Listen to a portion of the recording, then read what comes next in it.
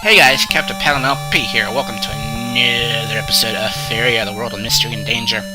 In the last episode, well, we defeated the North Tower and got the Sky Shoes, in which we could go up here into Sky World. And right here where this sort of volcano is at. But right now, let's go ahead and get right to it.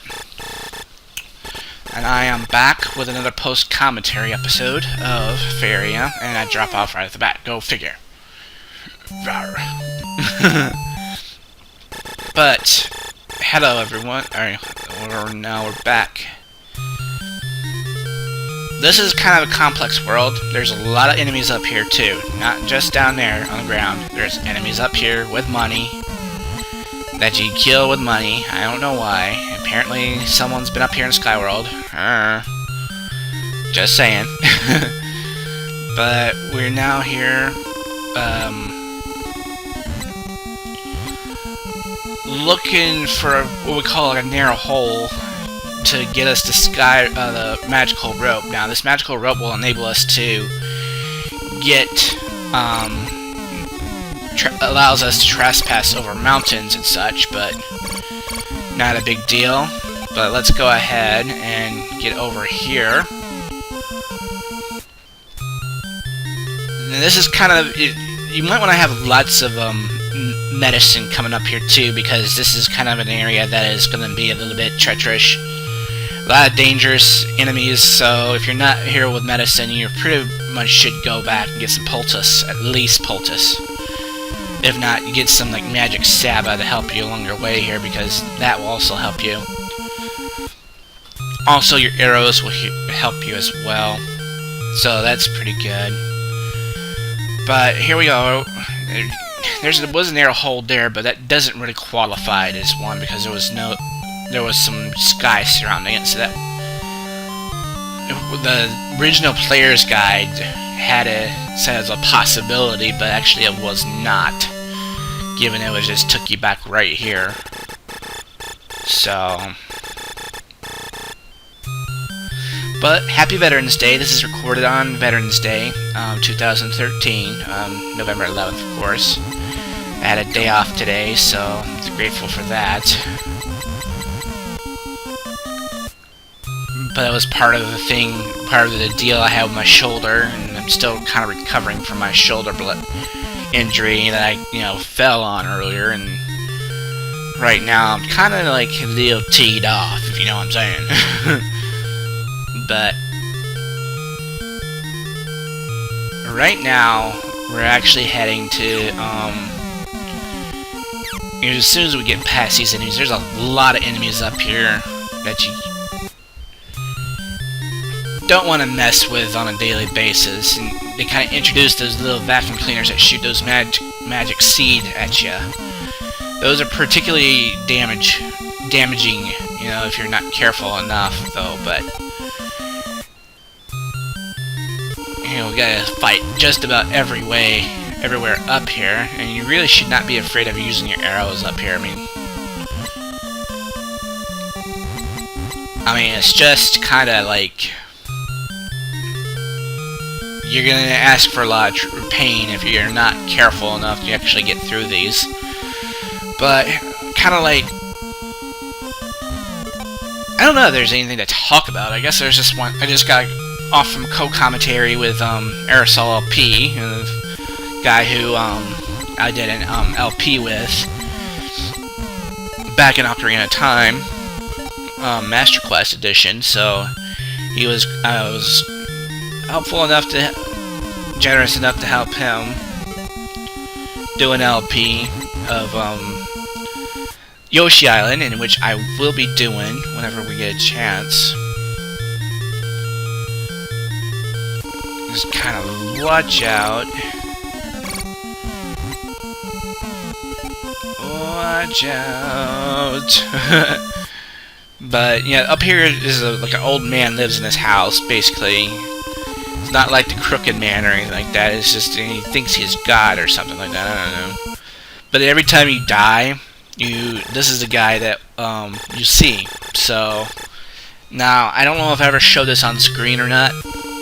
Probably when I redid this, at the beginning. I did die one time because I had to use the keyboard and stuff like that temporarily. But yeah, I did die once, and that's the guy you see whenever you're dead, and he'll give you another life, quote unquote. So it's kind of like, it's a pity you have died. You shall be granted another life. And then when you wake up, say, wow, was this a dream? It's okay. And then you get to see the inn shopkeeper and says, oh, it's okay, you had a nightmare, and stuff like that. So it's, you know, it's kind of like that. Now, since I've been using the emulator and using save states, it probably would not hurt for you to go save at one of those inns, just for the sake of providing you a checkpoint, so you wouldn't have to go far. So I don't know. It's just how I think. You know, how I think, because you really start out with where you were when you last saved. And for me, you keep everything. You just go back to the inn that you were in, almost. But once, if you do happen to lose all your heart points in this game, you do lose half your gold stake. So it's, you gotta be somewhat careful when you do this. But just to remind you, this is actually post commentary. So if you want to know why I'm talking so well, you know, this is because of post commentary. But here we go. As soon as we get out of this fighting scene. Right here. Right up here is the two narrow holes that I was talking about. Now, in the original player's guide of this game, I used to have it, but I don't have it anymore. It was 50-50 based on each game, but if you go on the left, that wasn't really true, because if you go on the left one, there's really nothing here. I mean, nothing at this island, or this hole to the left, because what it does, it takes you to that island right there. So basically, your job was to get to that other island, which is the other narrow hole, where, of course, the other hole was at. So yeah, you probably would have wanted to actually, and wow, 53 gold. Wow.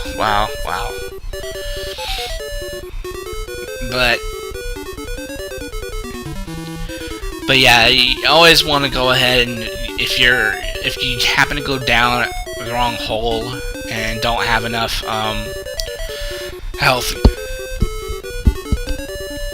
probably would be a good idea to actually check into the hospital. I mean, really. It always helps, since I already have a large HP force. And one thing I think is possible, the earlier the town you go to, I guess it's the more expensive it is. Say if you're at the North Tower and you needed to go back to Edo for some silly reason, you wouldn't be able to do that,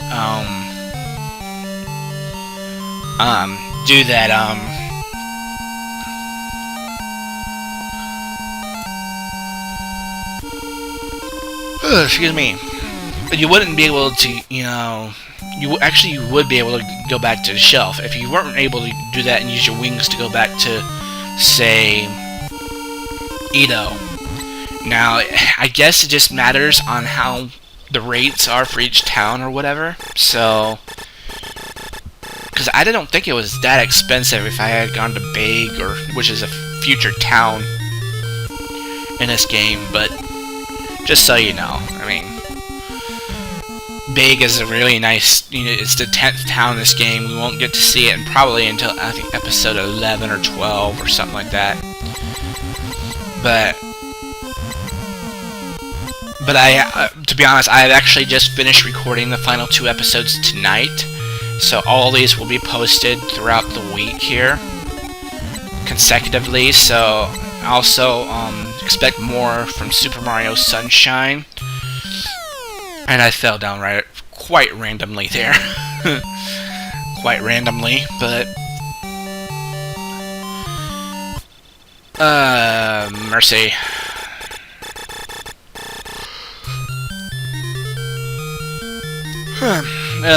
Nothing to do today because it was Veterans Day, and they told me I didn't go to work because of my shoulder. But now that we're starting a 9-hour shifts again, I'm not going to be really healthy for that. I mean, gosh. I'm going to be tired, I'm going to be weak, and I'm going to be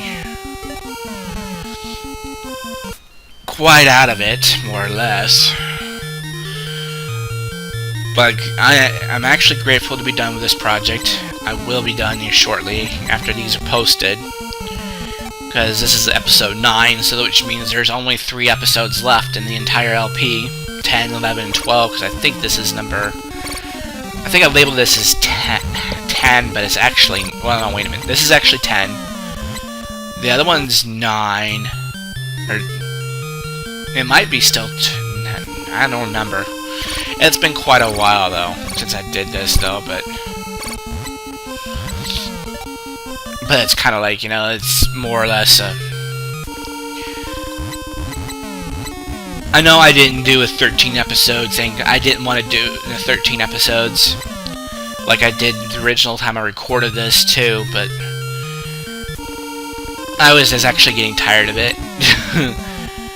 I wanted to move on to something else, but you know, I had to finish my projects. I mean, I just got to finish my projects no matter what I do, and usually it's just these games. I'm noticing this when I let's play these games. I get mentally exhausted actually doing these games, no matter what. I mean, I don't know if it's just how I feel or whatever the deal is, but because I noticed when I was done with Sunshine, I did basically this 60 blue coins, starting with Gelato Beach. Then I went to Delfino Plaza to get all those, and then I got the ones in Corona Mountain, and then I actually had to finish the remaining 2 missions in 2 things that shines in Gelato Beach, episode 8 with the Water Festival, Watermelon Festival, and the 100 coins. So, I mean, it was just time consuming. It was just, these things take a lot of work to do. I mean, if you're going to be a genuine Let's Player, prepare to work. I mean, these things do require processing and stuff like that, and I mean, just without a doubt, I mean, these takes, you know, effort. And I don't think I've put this much effort in this one, because this is an NES game and it's rather straightforward. And it wasn't really that, you know, big to deal with. But here's the rope. We went to that island right there near closest to the mainland, so we could actually go to get on top of the these mountains up here. But yeah, I always feel exhausted when I finish an LP. I'm always grateful. Like I did with Ocarina of Time, I feel, even though I should, and I think this is kind of the weakness I have, I try not to rush it, I'm trying to get things done. But, you know, you're done with an LP, and then you come off, I just came off from a shoulder injury, so I had to stop everything. I was going to be done with this by end of Halloween, but then I became injured, and my shoulder was killing me, and I don't know. I was just, by the time I'm feeling a bit more recovered now, but still, I mean, it's just, lately, with Dad going to hospital almost constantly and everything, I am just so exhausted. I had to take a break, I mean, without a doubt. And I'm still in one of those breaks right now, because I think last night was the first time, was it the November 10th? I'll just kind of give you dates, because I don't know when this will be posted. Well, this is episode 10, so yeah, this will probably be posted soon. But yeah, I mean, I'll probably post this tonight. But I've had to deal with Dad going to the hospital. I had to go deal with you know, my own personal things are starting to mount up now, and getting towards Christmas, we're working more. With shoulder injury, I can't do as much, and I keep saying it. It's just, it's been a long. October has been really tough on me. I mean, it's really been tough on me. But right now, we're going back to Faria, where the medicine township it was. And we gotta go near the mountains of that continent because there's a township on top of that continent. So, but we're also gonna get these gems that are on top of these mountains because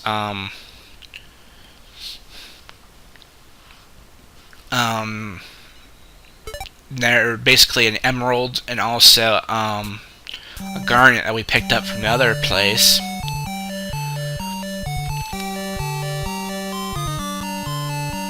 But this is, but yeah, I think we'll still be in 13 episodes or so because we still got a very lot to do in terms of what this getting stuff done for this LP. Because the next episode, I know we're just doing nothing but getting prepared for the next final battle and stuff. And I don't know, it might be still 12. I might be that case. I don't know, but it all depends on what really happened. But I'm actually gonna break here for just a moment, guys. We are here to watch over the people of Faria. Okay. Alright, so basically, this is a single township. Originally, some people live here, but there's only one house. This is very, not some, like a low-key house, but we do have to pick up a rather important item here.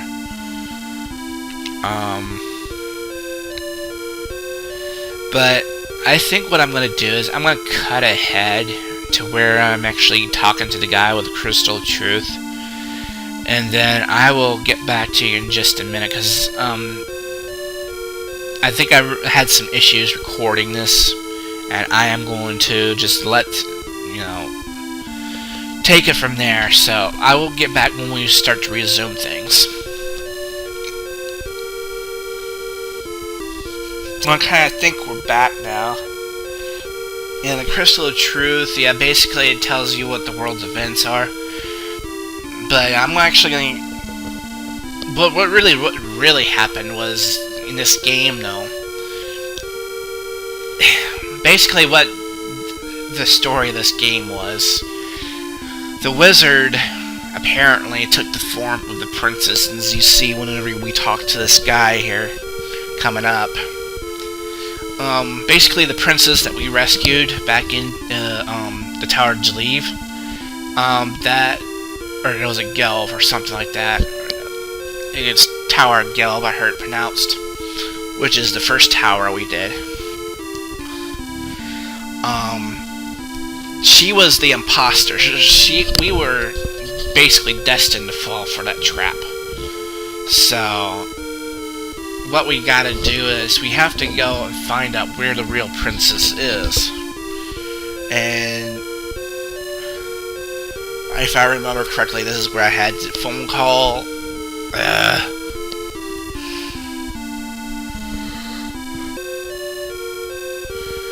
Alright, I think we're back now. I don't remember what happened during the original recording, because a lot of this was gibberish. I couldn't make it out. Camtasia was being a little funky there. I don't know what happened there. I know I was having issues with it when I recorded it, and right now I'm having issues just with my Xbox controller trying to, because sometimes my Xbox controller jerps on me and then it'll cause a blue screen. So that's, always fun. Always fun, if you know what I'm saying. Whenever I start walking again, I guess I gotta be talking about something while whatever my issues were at the time. I don't remember. This was recorded back in... Alright, well, thank you for coming. The Princess in the Castle is an imposter. Basically, he's taken over the... Basically, the wizard is the imposter taking over the royal scrolls to create a dragon. So that's basically what the gist of it was.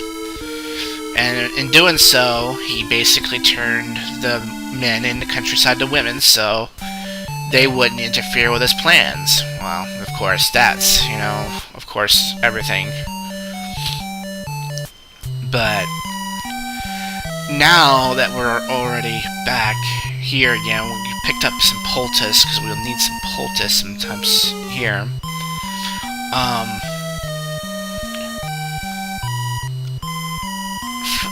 Next objective is to go to the Phantom Towers. And doing so, in order to do that, we need to go back to Samusa. We don't have any wings here, it doesn't seem. Because we needed to go back to Samusa and get the first sell our emerald and garnet. And then the towers due east from Samusa is actually where we need to go next, and it's our next primary objective now. I think at this point I grind for some rupees, or for some gold, just to get, maximize what I needed for the, with these guys in Skype. Please stop talking, please. I've gotta put myself back on Do Not Disturb. I've had it with Skype. I love those guys, and they're pretty nice guys, but seriously, I need to, kind of turn off, put myself on Do Not Disturb if I want to talk to them from now on. But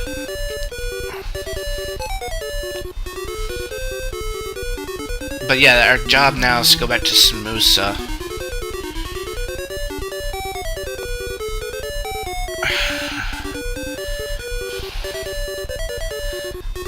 What the hell are these guys doing with these swastikas?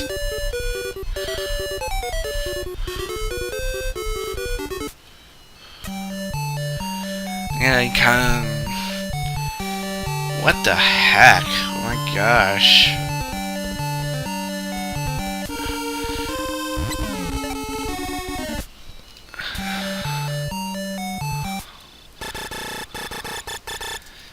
I don't know what these guys are doing in Skype, I guess.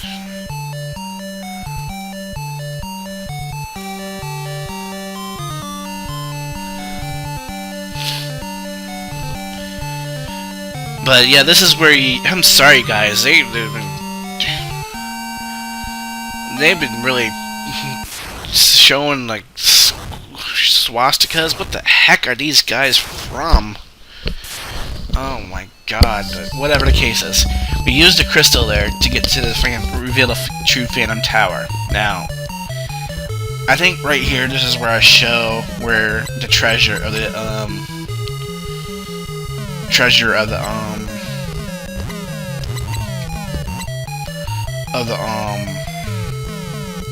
dungeon is. And it's really, there's only one treasure, and that is the Hyperspeed 3. And that it will definitely come in handy in the later, last dungeon, of course. But yeah, that's Hyperspeed 3, so you can use that to get a little bit more speed out of things. But for now, I think this is where I end things off. I'm gonna cut it off here in just a few moments. Because for right now, I'm actually just gonna. At this point, I was grinding for some gold, and